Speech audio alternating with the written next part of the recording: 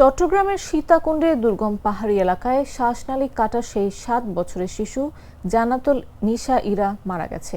৩ দিন হাসপাতালে চিকিৎসাধীন থাকা অবস্থায় মঙ্গলবার ভোর 4:30টার দিকে সে মারা যায়। রোববার রাতে চট্টগ্রাম মেডিকেল কলেজ হাসপাতালে শিশুটির গলায় অস্ত্রোপচার করা হয়। সোমবার শিশুটিকে ওয়ান স্টপ ক্রাইসিস সেলে নেওয়া হয়, সেখানে চিকিৎসাধীন অবস্থায় মারা যায় সে। এর আগে রোববার সকালে সীতাকুণ্ড পৌর সদরের বোটানিক্যাল গার্ডেন ও ইকো পার্কের ভেতরে দুর্গম পাহাড়ি এলাকা থেকে ওই শিশুকে উদ্ধার করা হয়।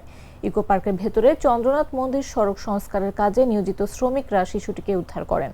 প্রথমে শিশুটিকে সীতাকুণ্ড উপজেলা স্বাস্থ্য কমপ্লেক্স ও পরে চট্টগ্রাম মেডিকেল কলেজ হাসপাতালে ভর্তি করা হয়। পুলিশ জানায়, শিশুটিকে গলা কেটে হত্যা করা হয়েছিল, তবে কে বা কারা এই ঘটনা ঘটাতে চেয়েছিল তা তাৎক্ষণিক জানাতে পারেনি পুলিশ। এদিকে শিশুটির পরিবার বলছে, সে কিভাবে দুর্গম পাহাড়ি এলাকায় গেছে সেটি জানা যায়নি।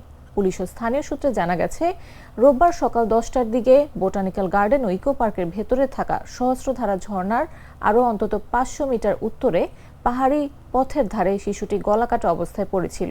এ সময় তার গলা থেকে রক্ত ঝরছিল। এ বিষয়ে সীতাকুণ্ড থানার ভারপ্রাপ্ত কর্মকর্তা মহিনুল ইসলাম জানান, ওই শিশু হাসপাতালে চিকিৎসাধীন অবস্থায় মারা গেছে। এর আগে শিশুর মা বাদী হয়ে থানায় একটি হত্যা চেষ্টা মামলা দায়ের করেছেন। আমরা অপরাধীকে শনাক্তের চেষ্টা করছি। আমরা কাজ করতেছিলাম, কাজ করার সময় এসকেলেটর ওই মেয়েটা আসি গলা কাটা অবস্থায়, আহত অবস্থায় এসকেলেটর ড্রাইভার সামনে আসি দাঁড়াইছিল।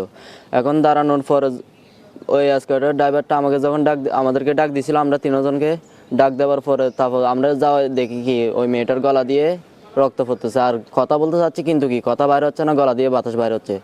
তারপর আমরা তাড়াতাড়ি করি, এখানে আমাদের বালুর গাড়ি ছিল, ওই ট্রাকে করে নিয়ে গেছি হসপিটাল থেকে ওখান থেকে তারপর চকবাজার নিয়ে গেছি। চকবাজার থেকে ওখানে ওদের পরিবার ছিল, পরিবার হাতে তুলে দিই, তারপর আমরা এখানে থানায় চলে আসি। হঠাৎ করে দেখে মেয়েটা উপর থেকে হাঁটি আসতেছে, দেখি মাথার দিকে রক্ত, গলার দিকে রক্ত, পুরো শরীর রক্ত। আমি হচ্ছে মাথা টাথা ফাটছে, পুরো শরীর রক্ত এরকম ভরছে। আবার নাইমাজে জিজ্ঞাসা করলাম মেয়েটারে, তোমার কি অবস্থা, তোমার কে মারছে? কথা কইতে পারে না, দেখি গলার মধ্যে হাত দিয়ে রাখছে। তারপরে জিজ্ঞাসলাম তোমার কে মারছে? তোমার ভাই? কই না।